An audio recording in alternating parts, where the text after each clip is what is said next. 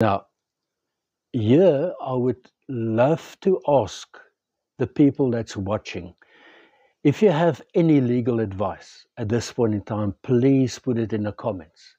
I would very, very, very much appreciate that a lot. Now, continuing with the story, I then went to a police station to say, okay, this is now theft and fraud. Let's open a criminal case. The colonel on duty said, no, man, don't do that. I'll go and talk to the guy and give me a week or so and I'll try and sort this out for you. Really don't, there's no need to make a case at this point in time. And I knew my rights. So I went home and we gave it a week. After a week, nothing happened.